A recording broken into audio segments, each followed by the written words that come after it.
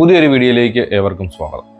ഇന്നത്തെ വീഡിയോയിൽ വിവാഹമോചനത്തിൻ്റെ ഗ്രൗണ്ടുകൾ എന്തൊക്കെയാണ്, അല്ലെങ്കിൽ എന്തെല്ലാം കാരണങ്ങൾ കൊണ്ട് വിവാഹമോചനം തേടാം, ഡിവോഴ്സിന് അപ്ലൈ ചെയ്യാം, അതേപോലെ തന്നെ ഏത് കോടതിയിലാണ്, എങ്ങനെയാണ് അധികാര പരിധി അല്ലെങ്കിൽ അധികാര അതിർത്തി, കോടതിയുടെ അധികാര അതിർത്തി നിശ്ചയിക്കുന്നത്, നമുക്ക് ഒരു വിവാഹമോചന ഹർജി ഏത് കോടതിയിലാണ് ഫയൽ ചെയ്യാൻ സാധിക്കുക എന്ന രണ്ട് വിഷയങ്ങളാണ് ഇന്നത്തെ വീഡിയോയിൽ ഞാൻ നിങ്ങളുമായി ഷെയർ ചെയ്യുന്നത്. ഇതിനു മുമ്പ് നമ്മുടെ ചാനലിൽ വിവാഹമോചനത്തിൻ്റെ നടപടിക്രമങ്ങളെക്കുറിച്ച് വളരെ വിശദമായി തന്നെ ഒരു വീഡിയോ ചെയ്തിരുന്നു. അതിൽ എത്ര തരത്തിലുള്ള വിവാഹമോചനമുണ്ട്, എങ്ങനെയാണ് വിവാഹമോചന ഹർജി ഫയൽ ചെയ്യാൻ സാധിക്കുന്നത്, അതിൻ്റെ നടപടിക്രമങ്ങൾ എന്താണ് എന്ന് തുടങ്ങിയ കാര്യങ്ങൾ വളരെ കൃത്യമായി തന്നെ പറഞ്ഞിരുന്നു. മുമ്പ് ചെയ്ത വീഡിയോയുടെ ലിങ്ക് ഞാൻ ഈ വീഡിയോയുടെ ഐ ബട്ടണിലും ഡിസ്ക്രിപ്ഷനിലും കൊടുത്തേക്കാം. നിങ്ങളത് കണ്ടിട്ടില്ലെങ്കിൽ അതൊന്ന് കണ്ടു നോക്കുക. അപ്പോൾ നമുക്ക് നേരെ വീഡിയോയിലേക്ക് കിടക്കാം. ആദ്യമായി തന്നെ നമ്മൾ ഈ വീഡിയോയിലൂടെ നോക്കുന്നത് എന്തൊക്കെ ഗ്രൗണ്ടാണ്, അല്ലെങ്കിൽ എന്തൊക്കെ കാരണങ്ങളുടെ പേരിൽ നമുക്ക് ഡിവോഴ്സ് ഹർജി ഫയൽ ചെയ്യാം, വിവാഹമോചന ഹർജി ഫയൽ ചെയ്യാം എന്നുള്ളത്. പ്രധാനമായും 7 കാരണങ്ങളാണ് വിവാഹമോചനത്തിനായി നമുക്ക് ഓപ്റ്റ് ചെയ്യാൻ സാധിക്കുന്നത്. അല്ലെങ്കിൽ ഈ പറയാൻ പോകുന്ന 7 കാരണങ്ങൾ ഏതെങ്കിലും ഒന്ന് നമ്മുടെ വിവാഹ ജീവിതത്തിൽ ഉണ്ടെങ്കിൽ നിങ്ങൾക്ക് ധൈര്യമായി വിവാഹമോചനത്തിനായി ഹർജി ഫയൽ ചെയ്യാൻ സാധിക്കുന്നതാണ്. അതിൽ ഒന്നാമത്തതും പ്രധാനമായിട്ടുള്ളത് ക്രൂവൽറ്റിയാണ്, അഥവാ ക്രൂരതയാണ്. പങ്കാളിയിൽ നിന്നും ശാരീരികവും മാനസികവും, അല്ലെങ്കിൽ ശാരീരികമോ മാനസികവുമോ അല്ലെങ്കിൽ സാമ്പത്തികമായ ക്രൂരത നിങ്ങൾ നേരിടുന്നുണ്ടെങ്കിൽ നിങ്ങൾക്ക് ഡിവോഴ്സിനായി അപ്ലൈ ചെയ്യാൻ സാധിക്കുന്നതാണ്. ഇനി മറ്റൊന്ന് ഡിസേർഷൻ എന്ന് പറയും. അതായത് നിങ്ങളിൽ നിന്നും പങ്കാളി അകന്ന് ജീവിക്കുക. ഭാര്യയാവട്ടെ ഭർത്താവാകട്ടെ 2 വർഷത്തിൽ അധികം സമയം, 2 വർഷത്തിൽ കൂടുതൽ സമയം നിങ്ങളിൽ നിന്നും വിട്ട് ദാമ്പത്തിക ബന്ധത്തിൽ നിന്നും അകന്ന് മറ്റൊരു വീട്ടിൽ, നിങ്ങളിൽ നിന്നും അകന്നു പോയി മറ്റൊരു വീട്ടിൽ താമസിക്കുകയാണെങ്കിലും നിങ്ങൾക്ക് വിവാഹമോചന ഹർജി ഫയൽ ചെയ്യാൻ സാധിക്കുന്നതാണ്. അടുത്തതായിട്ട് ഇൻസാനിറ്റി അഥവാ ഭ്രാന്ത്, അല്ലെങ്കിൽ അതുമായി ബന്ധപ്പെട്ട മാനസിക വെല്ലുവിളികൾ നേരിടുന്ന ആളാണെങ്കിലും വിവാഹമോചനം നേടാം. മറ്റൊരു ഗ്രൗണ്ട് എന്ന് പറയുന്നത് കൺവേർഷനാണ്. ഒരു മതത്തിൽ വിശ്വസിക്കുന്നയാൾ ആ മതാചാരപ്രകാരം വിവാഹം കഴിച്ച് ജീവിച്ചിരിക്കവേ മറ്റേതെങ്കിലും മതത്തിലേക്ക് കൺവേർട്ട് ചെയ്യുകയാണെങ്കിൽ, അല്ലെ പരിവർത്തനം നടത്തുകയാണെങ്കിൽ അതും വിവാഹമോചനത്തിന് ഒരു ഗ്രൗണ്ടാണ്. ഏതെങ്കിലും ഒരു പങ്കാളി മതപരിവർത്തനം നടത്തിയാൽ അതും വിവാഹമോചനത്തിന് ഒരു ഗ്രൗണ്ടായി ഉപയോഗിക്കാൻ സാധിക്കുന്നതാണ്.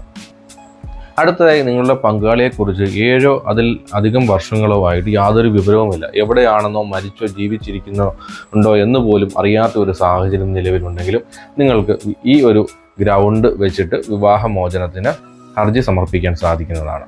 അതേപോലെ ഡിവോഴ്സിനുള്ള ഒരു ഗ്രൗണ്ട് എന്ന് പറയുന്നത് ചികിത്സയിലൂടെ മാറ്റാൻ സാധിക്കാത്ത ഏതെങ്കിലുമൊക്കെ രോഗം ഉള്ള ആളുകളാണെങ്കിൽ അത്തരം കാരണം പറഞ്ഞ് നമുക്ക് വിവാഹമോചനം നേടാം. ലെപ്രസി, കുഷ്ഠം പോലുള്ളവയായിരുന്നു. അതേപോലെയുള്ള അതേ സെയിം ടൈപ്പിലുള്ള വൾണറബിൾ ഡിസീസസ്, മാരകമായ രോഗങ്ങൾ, അതായത് പടരുന്നതോ പടരാത്തതോമായ മാരകമായ രോഗങ്ങൾ ഉണ്ടെന്ന കാര്യം നിങ്ങളോട് മറച്ചു വെച്ച് വിവാഹം കഴിച്ചു കഴിഞ്ഞാലും നിങ്ങൾക്ക് വിവാഹമോചനം തേടാവുന്നതാണ്. അടുത്ത ഒരു ഗ്രൗണ്ട് എന്ന് പറയുന്നത് പങ്കാളിയിൽ ആരെങ്കിലും സന്യാസം സ്വീകരിക്കുക. ഏതെങ്കിലും മതത്തിൻ്റെ ഏത് മതത്തിൽ വിശ്വസിക്കുന്നവരാകട്ടെ ആ മതത്തിൽ നിന്നും അല്ലെങ്കിൽ ആ ഒരു ദാമ്പത്യ ബന്ധത്തിൽ നിന്നും അകന്ന സന്യാസം സ്വീകരിക്കാൻ തീരുമാനിച്ചു കഴിഞ്ഞാൽ, അല്ലെങ്കിൽ സ്വീകരിച്ചു കഴിഞ്ഞാൽ അതും വിവാഹമോചനത്തിന് ഒരു ഗ്രൗണ്ടാണ്. ഇനി പ്രധാനമായിട്ടുള്ള ഒരു ഗ്രൗണ്ട് എന്ന് പറയുന്ന അഡൾട്ടറിയാണ്, അഥവാ അവിഹിത ബന്ധം, അല്ലെ പരസ്ത്രീ അല്ല പരപുരുഷ ബന്ധമാണ്.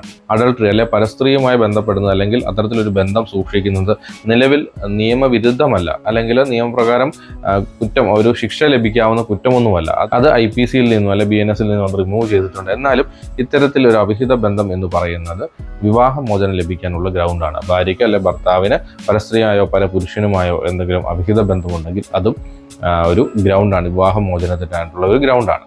അതേപോലെ തന്നെ നിങ്ങൾ വിവാഹം കഴിഞ്ഞതിന് ശേഷമാണ് അറിയുന്നത് നിങ്ങളുടെ ഭർത്താവിന് മറ്റ് ജീവിച്ചിരിക്കുന്ന ഒരു ഭാര്യയുണ്ട്, അല്ലെങ്കിൽ നിങ്ങളുടെ ഭാര്യയ്ക്ക് മറ്റ് ജീവിച്ചിരിക്കുന്ന ഭർത്താവുണ്ട്, ഡിവോഴ്സ് കഴിഞ്ഞിട്ടില്ല, നിയമപ്രകാരം വിവാഹമോചനം നേടാത്ത ഒരു പങ്കാളി ഉണ്ടെങ്കിൽ അതും ബൈഗമി, അതും ഡിവോഴ്സിനുള്ള ഒരു ഗ്രൗണ്ടാണ്. അതേപോലെ അതൊരു ക്രിമിനൽ ഒഫൻസ് കൂടിയാണ്. 2 ഭർത്താവ് അല്ലെ 2 ഭാര്യ എന്നുള്ളത് ഒരു ലീഗലി പണിഷബിൾ ആയിട്ടുള്ള ഒഫൻസ് കൂടിയാണ്. അത് മുസ്ലിം മതവിഭാഗത്തിന് അത് ബാധകമല്ല. മറ്റ് മതവിഭാഗക്കാർക്ക് ബൈഗമി എന്ന് പറയുന്നത് ഡിവോഴ്സിനുള്ള ഗ്രൗണ്ടാണ്. അപ്പോൾ ഇവയൊക്കെയാണ് പ്രധാനമായും വിവാഹമോചനത്തിന് ഉപയോഗിക്കാവുന്ന, അല്ലെങ്കിൽ ഈ പറഞ്ഞ ഏതെങ്കിലുമൊക്കെ കാരണങ്ങൾ നിങ്ങളുടെ വിവാഹ ജീവിതത്തിലുണ്ടെങ്കിൽ നിങ്ങൾക്ക് ഡിവോഴ്സിനായി ഹർജി ഫയൽ ചെയ്യാൻ സാധിക്കുന്നതാണ്. ഇനി എവിടെയാണ് നമുക്ക് വിവാഹമോചന ഹർജി ഫയൽ ചെയ്യാൻ സാധിക്കുക? ഒട്ടുമിക്ക ആളുകൾക്കും അറിയാമായിരിക്കും, കുടുംബ കോടതിയിലാണ് വിവാഹമോചന ഹർജി ഫയൽ ചെയ്യാൻ സാധിക്കുക. കുടുംബ കോടതി എന്ന് പറയുമ്പോൾ ജില്ലാ കോടതിക്ക് തത്തുല്യമായിട്ടുള്ള അല്ലെ ജില്ലാ കോടതിയുടെ അധികാരമുള്ള ഒരു കോടതിയാണ്, അല്ലെങ്കിൽ ഒരു ഡിസ്ട്രിക്ട് കോടതി തന്നെയാണ്, ജില്ലാ കോടതി തന്നെയാണ്. അപ്പോൾ എവിടെയാണ് വിവാഹമോചന ഹർജി ഫയൽ ചെയ്യാൻ സാധിക്കുക എന്ന് ചോദിച്ചാൽ ആദ്യമായി പറയപ്പെടുന്നത് വിവാഹം നടന്ന സ്ഥലം. എവിടെ വെച്ചാണ് വിവാഹം നടന്നത്, ആ വിവാഹം നടന്ന സ്ഥലം ഏത് കോടതിയുടെ അധികാര പരിധിക്കുള്ളിലാണോ വരുന്നത് ആ കോടതിയിൽ, ആ കുടുംബ കോടതിയിൽ ഫയൽ ചെയ്യാൻ സാധിക്കുന്നതാണ്. രണ്ടാമതായി പറയുന്നത് ഈ ഭാര്യയും ഭർത്താവും ഭാര്യ ഭർത്താക്കന്മാരെ ഒന്നിച്ച് അവസാനം കഴിഞ്ഞ സ്ഥലം, അത് എവിടെയാണോ ആ സ്ഥലം ഏത് കോടതിയുടെ അധികാര പരിധിയിലാണോ വരുന്നത് ആ കോടതിയിൽ നിങ്ങൾക്ക് വിവാഹമോചന ഹർജി ഫയൽ ചെയ്യാൻ സാധിക്കുന്നതാണ്. ഇനി മൂന്നാമത്തെ സ്ഥലം എന്ന് പറയുന്നത് നിങ്ങളുടെ എതിർകക്ഷി എവിടെയാണോ താമസിക്കുന്നത് അയാൾ താമസിക്കുന്ന സ്ഥലം ഏത് കോടതിയുടെ അധികാര പരിധിയിൽ വരുന്നോ അതും നമുക്ക് കോടതി നിർണ്ണയിക്കാൻ വേണ്ടി ഉപയോഗിക്കാൻ സാധിക്കുന്നതാണ്. അതായത് ഈ പറയുന്ന ഏതെങ്കിലും ഒരു സ്ഥലത്ത്, അതല്ലെങ്കിൽ ഈ പറയപ്പെടുന്നതിൽ ഏതെങ്കിലും ഒരു സ്ഥലം വരുന്ന കോടതിയിൽ നിങ്ങൾക്ക് വിവാഹമോചന ഹർജി ഫയൽ ചെയ്യാൻ സാധിക്കുന്നതാണ്.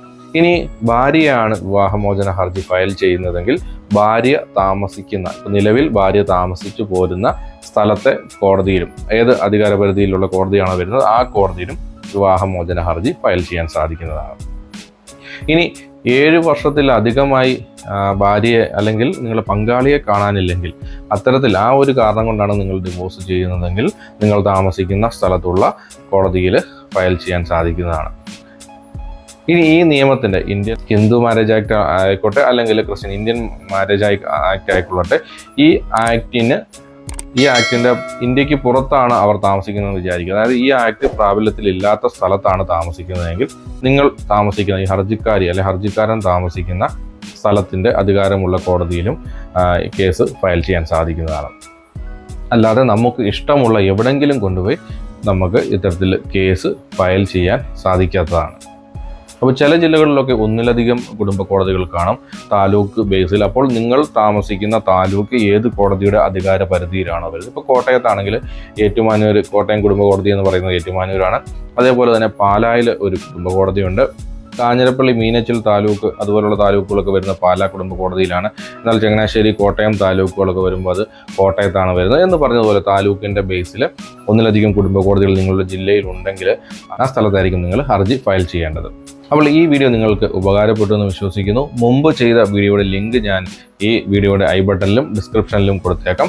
നിങ്ങളത് കണ്ടിട്ടില്ലെങ്കിൽ അതൊന്ന് കണ്ടു നോക്കുക. അപ്പോൾ ഇത്തരത്തിൽ വിവാഹ ജീവിതവുമായി ബന്ധപ്പെട്ട അല്ലെങ്കിൽ വിവാഹമോചനവുമായി ബന്ധപ്പെട്ട എന്തെങ്കിലും സംശയങ്ങൾ നിങ്ങൾക്കുണ്ടെങ്കിൽ നിങ്ങൾ കമൻറ്റായി ചോദിച്ചാൽ അതിന് മറുപടി തരുന്നതാണ്.